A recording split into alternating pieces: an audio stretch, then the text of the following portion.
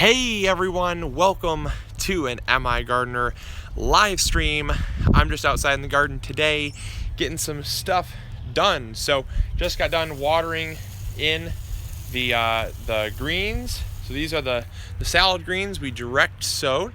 So those are starting to come up. They look wonderful, just absolutely great. Check that out. Those are the radishes. And then we have down here our lettuce mix. We got some beautiful lettuce starting to sprout. Oh yeah, love the look of that. So really awesome there. So I did promise you I'd be doing a live stream tonight. So as promised, we are here. Everyone can start asking their questions. This will be as long as I can stand it. It's getting really cold. But I was going to do some live stream stuff, answer some questions, and get some watering done in the garden. So I was going to show you all kind of what I do at the end of the night when things are kind of dwindling down with work. We didn't work today. It was a family day, but you know, after work, there's nothing better than a little time in the garden. So. It was an amazing day, to say the least. I was super happy. So so we're just getting some watering done. So feel free to ask any questions that you have. It can be MIgardener related. It can be anything like that. Jada Smith, how soon can I harvest some of my outer leaves on my cabbage? I typically say as soon as they get about 5 or 6 leaves, you can start harvesting. A lot of people, good kudos to you. A lot of people don't actually know that they can eat cabbage leaves. Cabbage leaves are delicious. We use them in wraps, and so it's a very delicious green, very tender when young. Javier Everesto, when do you fertilize your vegetables, and what should I use?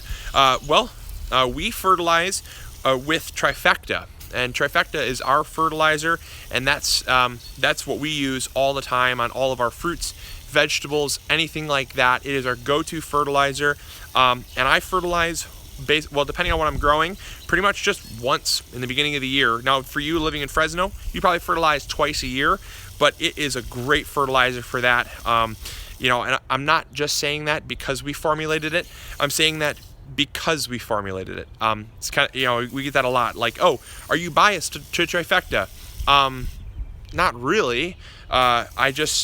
It's the best fertilizer out there. That's why I mention it. Do you use mycorrhiza on your trees? Yes, when we use Trifecta, so we use Trifecta Plus on our garden, that has both endo and ecto mycorrhiza. And so that's what we use on our garden and our fruit trees, everything like that. And so that way they do get their favorite choice of mycorrhiza, and you will find that your garden definitely benefits. There's certain mycorrhiza that need certain trees. So ectomycorrhiza are for things like let's see here. So ectomycorrhiza are for things like perennials. So a lot of your fruit trees and things like that need endomycorrhiza. Ectomycorrhiza are things like annuals, so your tomato plants and your pepper plants, things like that will benefit. So we put both in there so they can both benefit. How do I sift my compost? I believe I saw that question pop up. How do I sift my compost? We have a video on a compost sifter, and one thing we do is we just take a 1/4-inch mesh and we make a little grid, a little square out of 2x4s, and we staple the 1/4-inch mesh to the 2x4. We just sift it out that way. That way we take out all the bigger particles, and it helps to eliminate the chunks. What do you think about azomite? I think azomite's great. I think remineralizing the soil is something that a lot more people need to do. I certainly think Alicia Neitherly, to use rock dust. So it's the same question. Yes, rock dust, azomite, great things for the garden. Great to remineralize the soil. Great to give plants the things they need, because you won't see trace mineral deficiencies as often. Because the signs of trace mineral deficiencies are not really well identified. It really comes down to their nutrient densities. The plants, they will, when they're given the mycorrhiza, and the mycorrhiza use the trace minerals. They will mine the trace minerals for the plants themselves. The plants usually can't take up the trace minerals, and so they will kind of enlist the help of the mycorrhiza to go mine the minerals and exchange for sugars. So yes, having that in your soil is an integral part to having a successful garden, and definitely something that we promote here. And hi Joseph Koo, how's it going? So now I'm just watering my strawberry runners. We just planted these up, just got these in the ground, and we filmed a complete growing guide on them. So you're going to see that in the coming days. That was fun. I'll take you over to show you some of the other stuff that we just fertilized. How long does it take Trifecta after I order in Michigan? It's been a week and a half. Alan, send us an email, because typically it should not take a week and a half. There might have been an issue with your order. Maybe the address was incomplete or things like that. We typically ship out after, in our busy season, we ship when your order is placed. We put it in the order that it was received. So if someone is in front of you, they get service first. That's just how things work. And I've said that before. You don't go to a grocery store and just because you live closer or pay more or whatever, they don't favor you over someone else. It's just first in line. So that's how we operate. So most likely something happened though, because we're completely caught up with orders. So it should have been sent, and it could have just easily been an order mistake, and most likely we will have contacted you for that. Will you buy a different house if you don't get a fence? Great question. So we're going to talk about that very soon. We're going to talk about that as patience, my friend, patience, my young grasshopper. This is what I do. This is how I relax. So I am answering questions and doing my nightly chores all at the same time. So this is like real time how long it takes to take care of a garden when it's first planted. It's not a very fast process, which is why we typically have really good success, because we treat everything with love, like a little baby. No, I will get to that. I will definitely get to the privacy fence issue, talk to you all about what we're doing and how we're going to get around the issue. Philip Page, do you compost with red wrigglers? Yes we do. We have compost bins. We absolutely love them. They're something that I make a habit of throwing compost scraps in on a daily basis. They absolutely are awesome, and we have lots of videos on them. Christina Freeman, make sure you're petting the soil. Oh man, Christina came to one of our seed starting classes that we're going to be doing next year, a little bit bigger scale, now that we realized how awesome it was. And so if you all want to check out a video of me petting soil with water. Now, this is not the tool to pet the soil, but when seed starting, we have a special seed starting nozzle, and it's so soft. I say it's just like petting the soil, because it does not disrupt the seed bed at all. It just very gently rains on them. So I gotta do a hand switch real quick, because I am not, there we go. I'm not usually live streaming and watering at the same time, so my hand was getting a little tired. How could you tell ahead of time if your tomatoes are going to get blossom end rot? You really can't. Blossom end rot occurs when you have a calcium deficiency in the soil or you have inadequate watering. The best way to eliminate blossom end rot is just to water on a regular schedule, because generally the soil has enough calcium in it. In rare cases, well, not really rare cases, but in some cases, your soil can be deficient in calcium, especially if you're using like a potting soil. Really, really common in that. But in most cases, like garden soil, like the soil we're growing in, you're not going to have blossom end rot from a calcium deficiency. It's most likely caused from inadequate water or infrequent watering. So your soil will dry out, and then it'll go, and then it'll go with water, and then it'll dry out. And those infrequencies is what hurts the plant and does not allow it to take up calcium, because calcium is a water soluble nutrient the plant needs. How is the zoning going? We're going to talk about that. getting to my strawberries. I just have to finish this bed. I have to finish planting those ones, and I can do that one-handed. That's pretty easy. I didn't realize I forgot those over there. we had a few more plants than I was expecting, so I'm getting to it. We're going to talk about the zoning thing real quick. It's getting cold, folks. Holy smoke, it's getting cold. I might have to throw on a jacket. But no, the zoning thing, basically we reached an impasse, and I basically just said, hey, you know what? You're not going to budge, and I'm not going to allow you to push me around, so I'll just find a workaround. And so I just basically spent the whole night reading all the different regulations, and I found a workaround. And we're going to talk about that workaround. So that's going to be in the next, I'd say probably 2 to 4 weeks. So pretty much we already put the down payment on the trees, and we're going to be putting up a living fence. A living fence is the way to go. It is an awesome way to skirt around your zoning laws if you can't have a fence. Let's see here.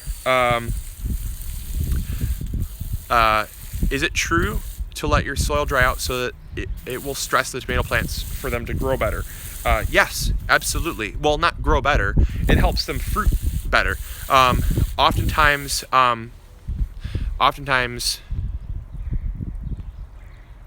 right, there we go. Had to block some people here. Sorry about that. We have some bad eggs. That's okay. I cannot guarantee everyone coming on here is going to be courteous. Apparently, some people are very rude. Anyways, so what was I saying? So yes, we put the down payment on for the trees, and we are going to basically keep moving forward with that. That's going to be a video that we're going to film, and basically we're going to we're just gonna move forward with it in the best light possible. I took down the videos, the live streams. They got a little too heated, and I maybe should have just taken a breather before I filmed. That might have been the best idea. But yeah, so we're gonna just move forward with it, keep going, and it's gonna be an awesome workaround. Basically, they never saw me coming when they wrote the law. So it's like I said, it's gonna cost a lot. We worked out a deal with the tree company. They're gonna come and plant the trees and everything, and it's gonna be great. So Olivia Rain, how often do you water seeds and seedlings in raised beds? Good question. So I gotta switch again because my hands get tired holding the phone up. So over here with our seedling beds, seedlings, very, very important to water your seedlings at least once every other day. Their roots are very, very shallow, and you'll find, especially outdoors, if you're starting seeds directly in raised beds, they dry out very quickly, and so that tends to lead to some plants dying. So I'm going to try to finish this here because I was going to plant these and I forgot before I started the live stream. So okay, maybe that's not as easy as I thought. But anyways, so let's get to another question here while I plant these up here. So oh man, I'm in zone 6 and want to plant my first garden. Whoa, okay, questions are coming in like crazy. How do you get seeds from roses? Rose hips, wait for the roses to bloom, then get pollinated, and then they'll produce a little berry, a rose hip. Those rose hips are edible and delicious, but they also have the seeds in the center, just like any fruit does. So keep the questions rolling. I'm getting them, I promise. Or trying to. If they come in really fast, it does not allow me to read them all. There's a pine tree killing grass where I want to put a raised bed. Any tips on how to mend soil to compensate? Well, if there's a pine tree that's killing grass, most likely it's going to kill your garden. Don't put a garden there. The pine tree has very acidic. It has, well, the needles are very acidic, but basically the pine needles that drop don't really, I can't say they don't really hurt the soil. They suppress a lot of your weeds. And so it's this constant battle with weed suppression. Almost done, folks. I promise. I'm almost done planting out my strawberries. I should have done this prior, but doing it one-handed is good practice, I guess. So there we go. Okay. Make sure they're not below the soil. When you're planting strawberries, make sure you never bury the crown. Always keep the crown above the soil. You'll find that out in the growing guide. Okay, good. I'll give those a water later. Okay, so let's walk over here. I'll show you the plants that we are going to. Very good question, Chad. Say it again. I did not see Chad's comment. I'm walking and talking. Okay, so after planting veggies like tomatoes and cucumbers, would you put a layer of wood mulch down? Yes, I would recommend mulching. Have I ever grown marijuana? No, I have not. Do you watch The Urban Farmer? Yes, I do. What's your favorite seed? Depends. I love growing lettuce and strawberries. Did your blueberry seeds germinate? Yes, a few did. They're in some growing potting soil right now. I'm new to gardening. What are zones? Take it easy, folks. Whoa, they're flying by. Okay, so growing zones are essentially your hardiness zone. It's how cold your winters typically get. It's the average temperature of your winters, and that will show your cold hardiness zone. So prime example, as we talk about here with these plants, it's coming up in a growing guide. Stay tuned. Basically, you can, Judy, I can see your comments. Yes, you can tell what is going to survive or not based on its growing zone. And so we have here a pomegranate, and I'm gonna see, I can flip my camera around here. I'm gonna flip my camera around. There we go.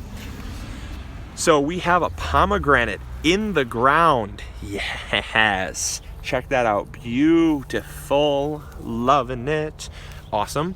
We also have currants. I have this is a gooseberry, actually. Yes, this is a gooseberry, a currant, and a currant.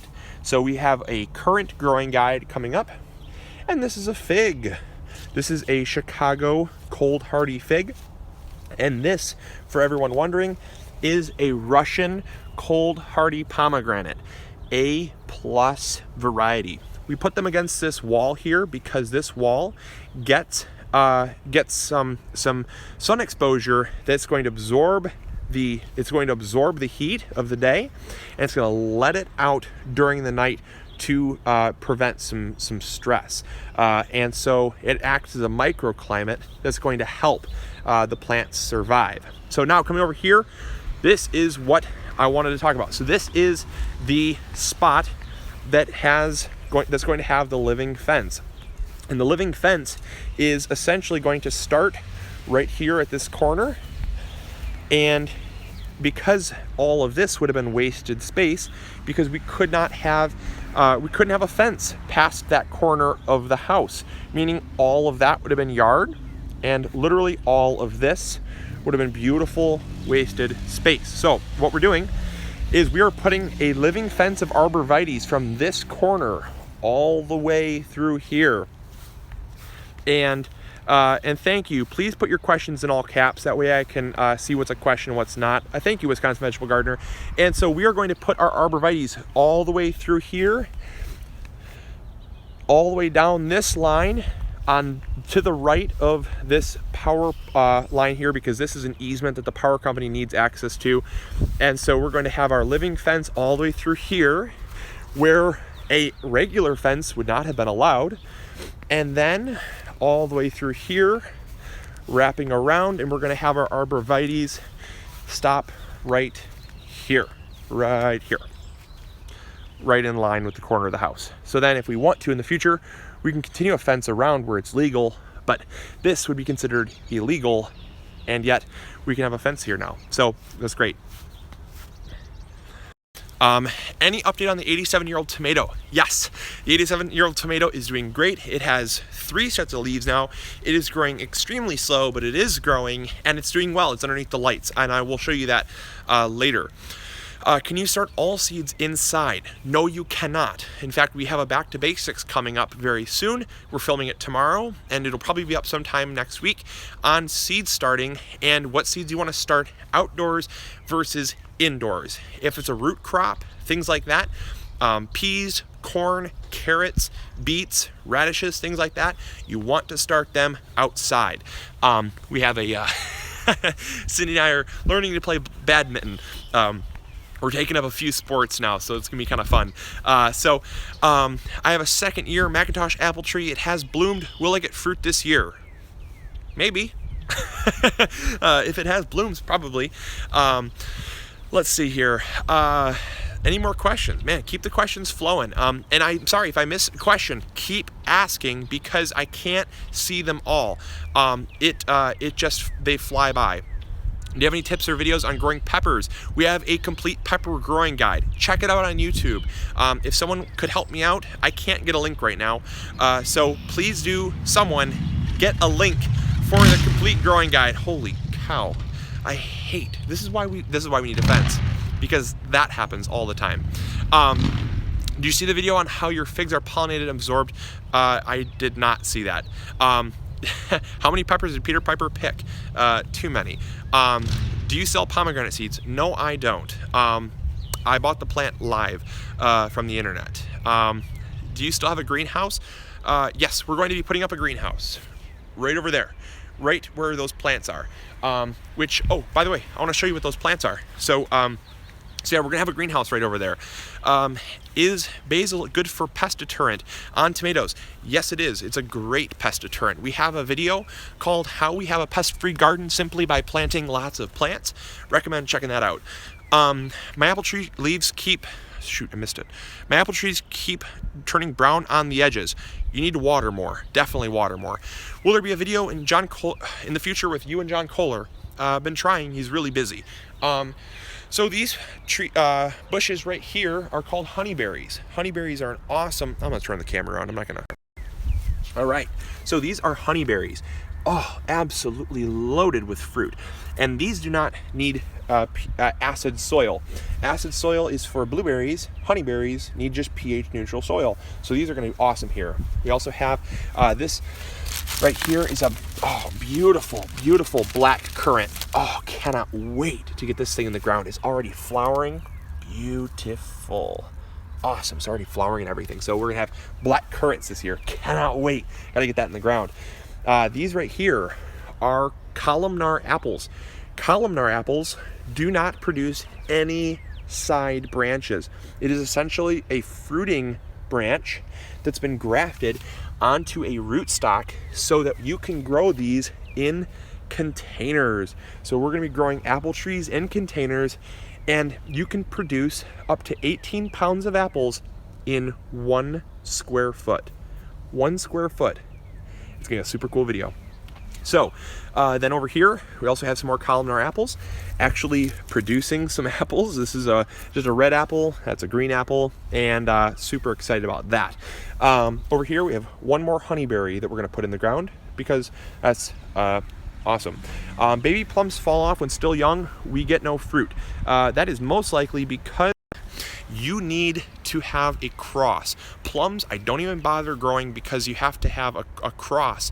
And if you don't have a cross, they're going to fall off. It's basically blossom end rot, essentially. Another really cool thing, check out the cherries, cherry blossoms. Oh, I am so stoked. Look at all of these blossoms on here. The fruit is just gonna be crazy this year. Also, check this out. Look at this.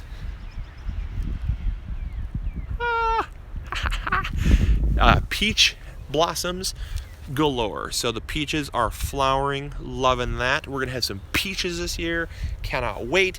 And the other one is just starting. This one's a little bit later of a flower. So yeah, so it's doing great.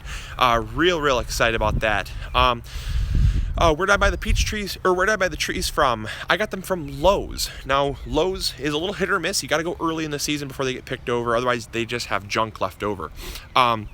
Sure help, let's see here.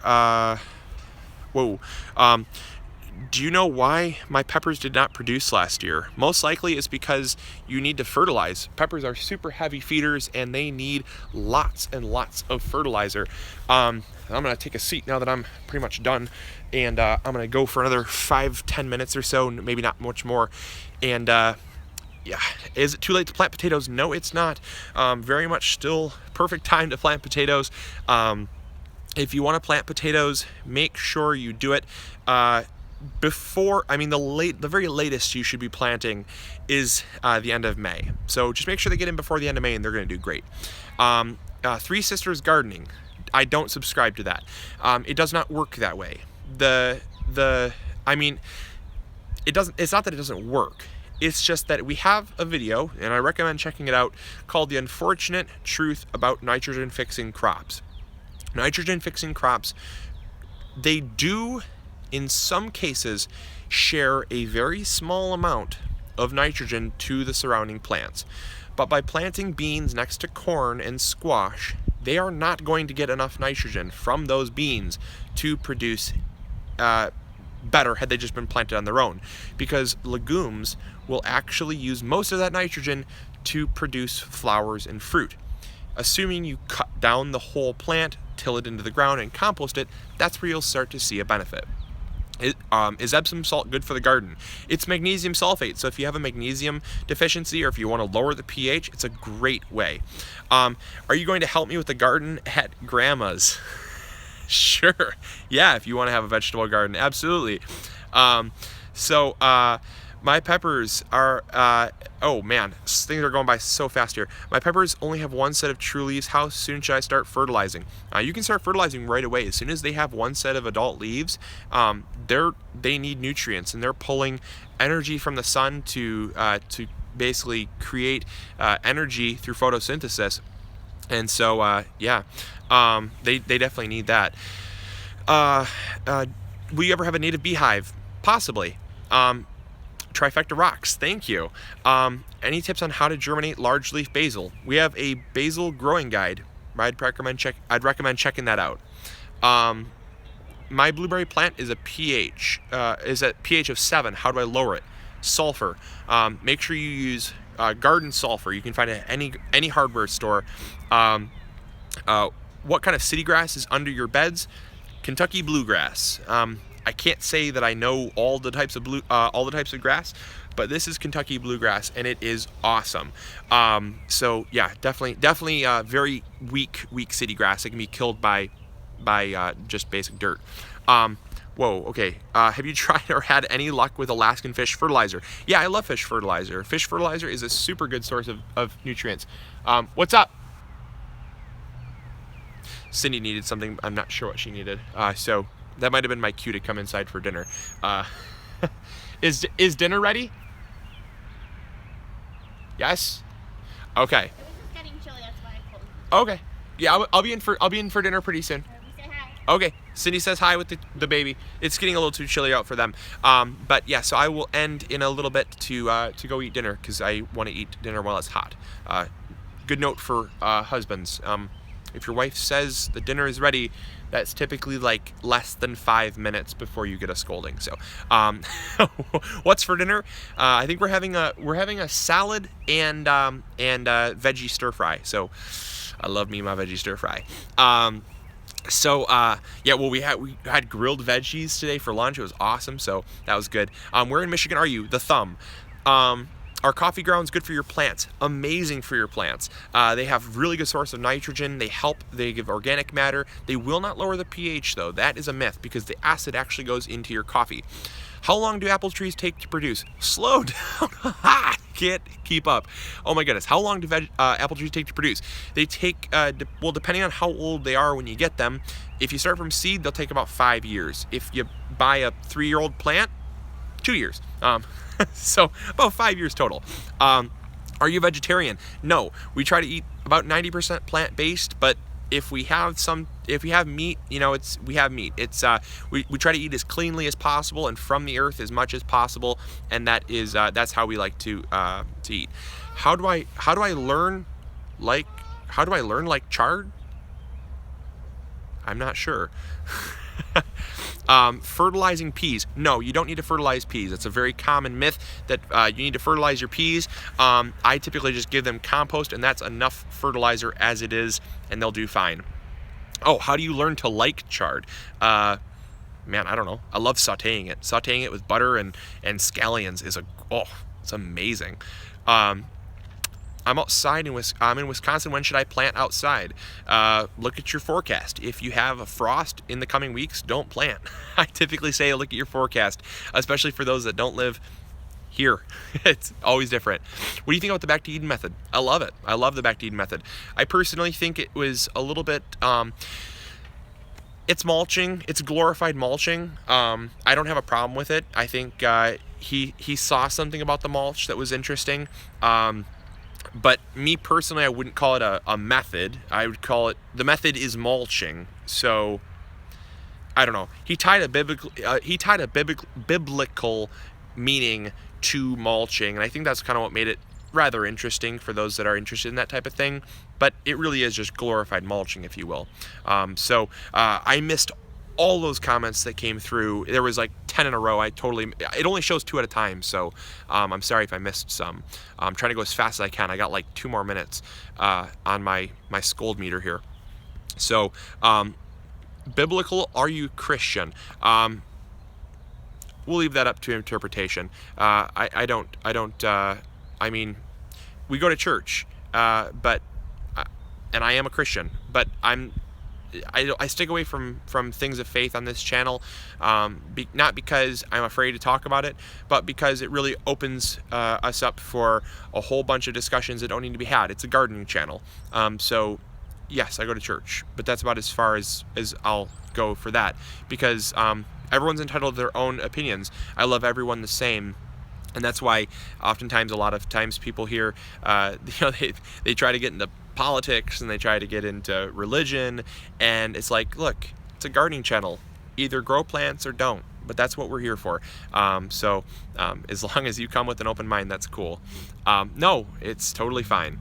Have you ever tried planting by such signs as the moon?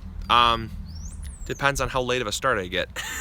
Sometimes after a busy day of work, I'm planting by the moon, but not intentionally, no. Let's see here. How do you keep your birds away from the cherries, sorry. We use bird netting. It is super cheap, really, really awesome. And it's not to say that I don't like to share with the birds. It's just that the birds would leave me nothing. So, yeah. So, anyways, thoughts on sunflowers for pest management? Sunflowers don't do anything for pest management. Go with herbs. Herbs are very good pest management. I live in Michigan also. Thank you for the fruit tree videos. I'm glad you're liking them. Okay, 2 more questions. Let's see here. Thoughts on sunchokes. I love them. They're super great. Super low glycemic index. Awesome for people that want to grow food all winter long. They produce a heck of a ton. They don't require a lot of nutrients, and wow. I mean, you can leave like 4 in the ground and you get like 20 times your return back in the spring. Okay, one more, folks, one more. So let's see here. It's got to be a pick. Whoa, slow. Everyone, we will do more live streams, I promise. Let's see here.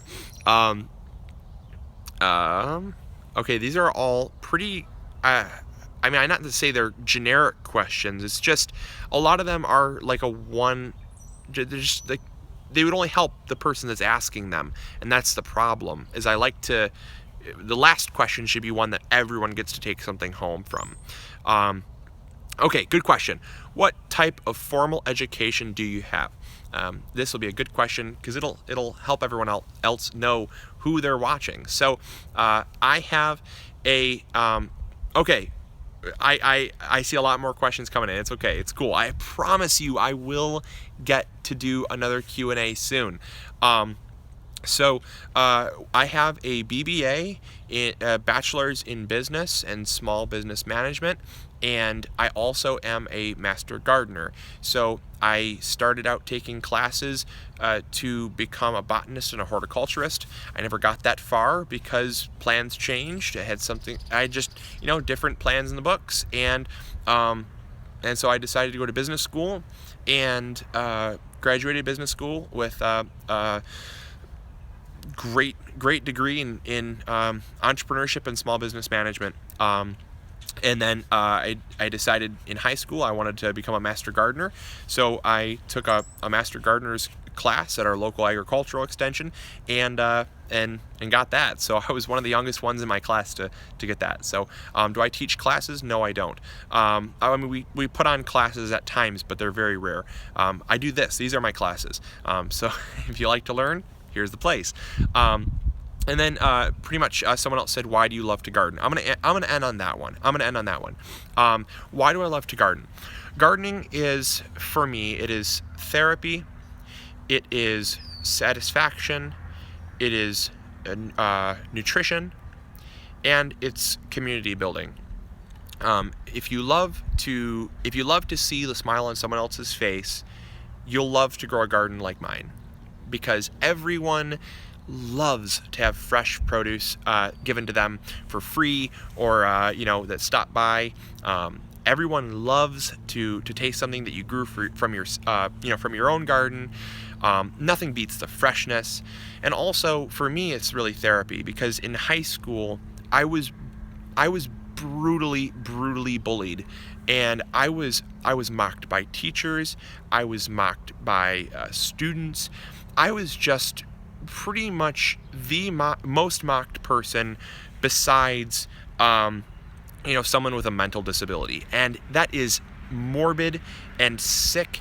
And I just think, again, not getting too Christian here, because I realize there are people of many different faiths, but for me personally, I thank God that I made it out alive. It was brutal how badly I was bullied, and so it's one of those things. I came out to a garden, and I just was able to, I was able to connect with things that didn't care.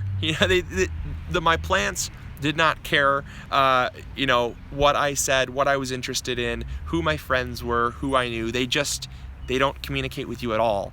And so for just some place to get peace and solitude, it was really great.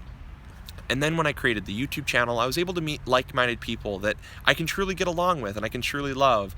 And it was really, really rough through high school, and college was significantly better. But once you've been scarred and kind of beaten to a pulp through high school, you really don't have a good starting point to start college. So college was a little rough for me, just assimilating to get to know people again, because after you've been hurt so much, it's not like you can readily just, say, hey, can I be your friend again? Because it's, you whip a dog enough times, or, you chain an elephant down enough times, it's not going to really want to progress. So yeah, but that's why I garden. I garden for a lot of reasons. And I had chronic anxiety, real bad anxiety. It just was one of those things. I was really, really, really bullied, to where I had social anxiety so bad I really couldn't go out in public. And Cindy, I'm sure you're probably watching. Honey, I love you. She stuck with me for the long run, knowing that I was always progressing, getting better, and now I don't really have very much social anxiety at all. I don't like public speaking, but yeah, no. So gardening has helped with so much stuff, and we can do a video on that later. But yes, as people said, I do have to go eat, and so I'm going to go eat. I thank you all for tuning into this live stream. I love you all so much, and we will be doing a bee video pretty soon. The bees did wonderful through the summer, and so so I appreciate everyone tuning in. I appreciate all your support. It really does mean the absolute world to me, and it's something that I find more value in than you could possibly fathom, and I just can't put it in words. It really does mean a lot, and so I love you. I appreciate you guys. Thank you all for liking and sharing with your friends what we do here. I try to keep it as fun, as interesting as possible. I'm sorry. I do really apologize if I did not answer any of your questions. but do post them in the comments box below, and I will try my very best to get to all of them, because I know how important it is to get your questions answered. So again, love you, love you, love you, love you, you, and you. So with a very dirty hand, I wish you all a farewell. Grow big or go home. We'll talk to you all later. See ya.